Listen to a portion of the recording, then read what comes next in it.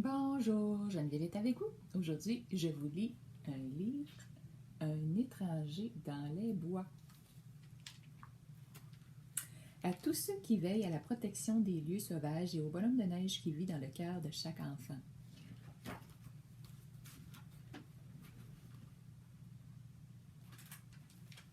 Les flocons de neige se reposaient après avoir follement dansé et tourbillonné dans l'air vif de la nuit. Chaque brindille de la forêt était recouverte d'une nouvelle couche de neige, d'un blanc scintillant. Le jour se levait et se frayait doucement un chemin à travers les bois, étirant ses rayons de lune avec lenteur sur les clairières enneigées. Les oiseaux furent les premiers à le remarquer.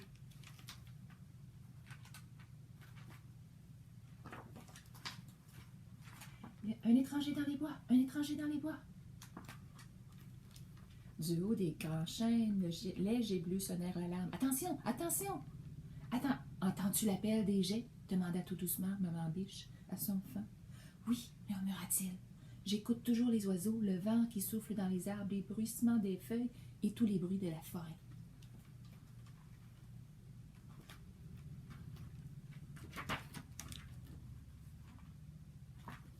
Un étranger dans les bois. Où est-il? Qui est dans les bois? Et où les jets l'ont-ils vu? Où est-ce qu'ils l'ont vu? Demanda le hibou curieux de tout.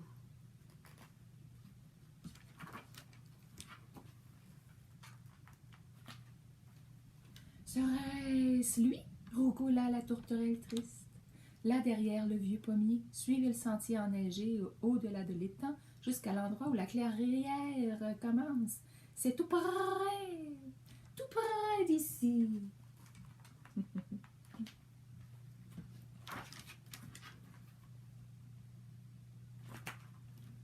Qui est dans les bois?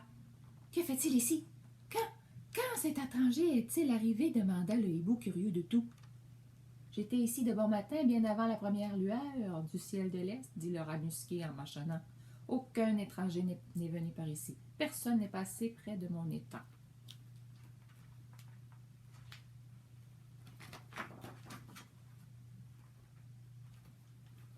J'ai suivi le sentier enneigé à la lumière de la lune d'hiver, répondit le chevreuil. Il n'était pas là cette nuit, j'en suis sûre.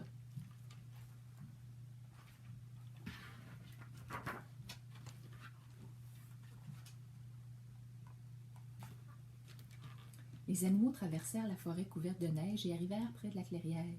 La biche apeurée s'ébroua et frappa le sol de son sabot. « Où est-il? Dit-elle. Où est-il? Quelqu'un le voit? » « Oui, moi je le vois, clama l'écureuil. L'un de nous devrait s'approcher et aller jeter un coup d'œil.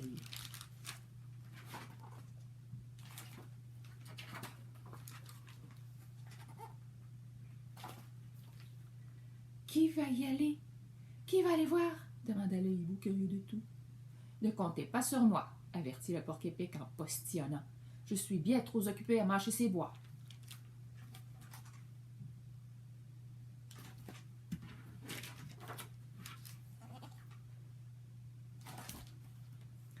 Pas question que je me porte volontaire, enchérit le lapin poltron. Dites, est-ce qu'il me surveille? Salut la compagnie, cui, c'est moi la mésange. Je prends la tête des opérations, c'est parti, cui.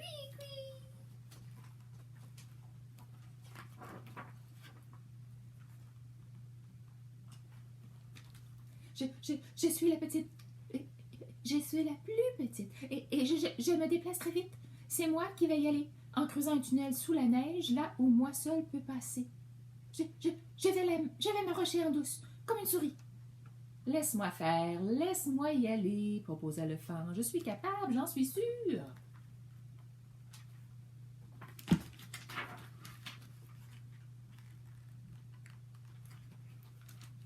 Je suis le plus fort et le plus grand, dit le jeune chevreuil.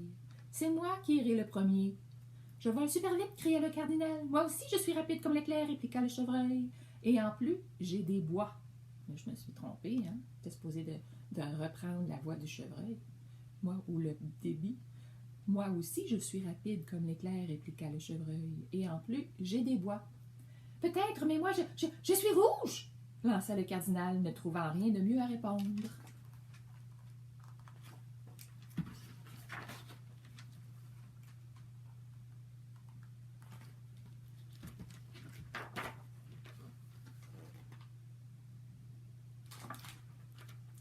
Qu'est-ce que vous attendez? Cria la mésange. Moi, j'y suis, cui, cui, cui.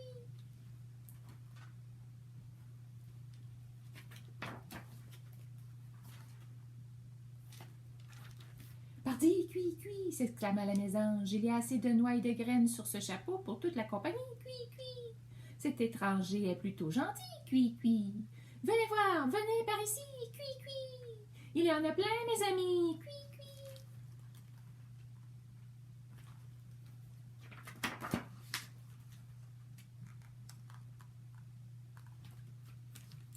Il y a à manger pour toi, mais y a-t-il quelque chose pour moi? Questionna le chevreuil. Tiens, mon flair me dit qu'il y a du maïs sous la neige.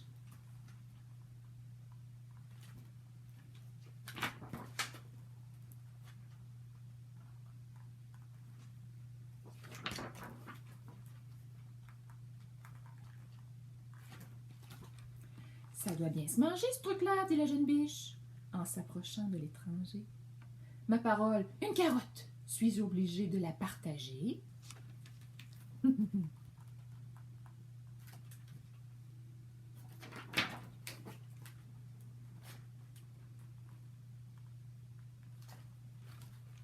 Qu'est-ce que c'est? S'interrogea le faon, en apercevant un drôle d'objet dans la neige. Y aurait-il plus d'un étranger dans les bois? Qu'est-ce que c'est ça? Une mitaine.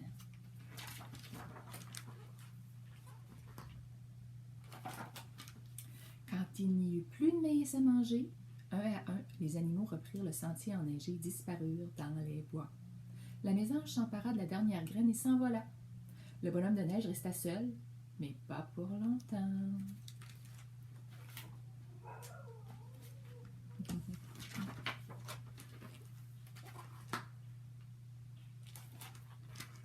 Ils ont tout mangé, même le nez en carotte, murmura la fillette en surgissant de sa cachette derrière les conifères. Dépêchons-nous de mettre d'autres graines et d'autres maïs avant leur retour, déclara son grand frère. Les animaux ne devineront jamais que nous étions ici.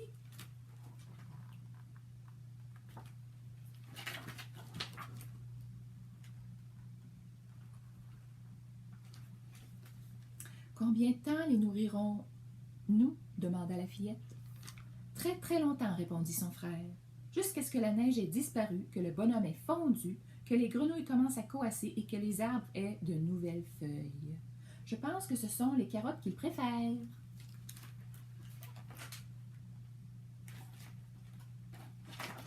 Fin. Et puis, c'est fini. Au revoir les amis.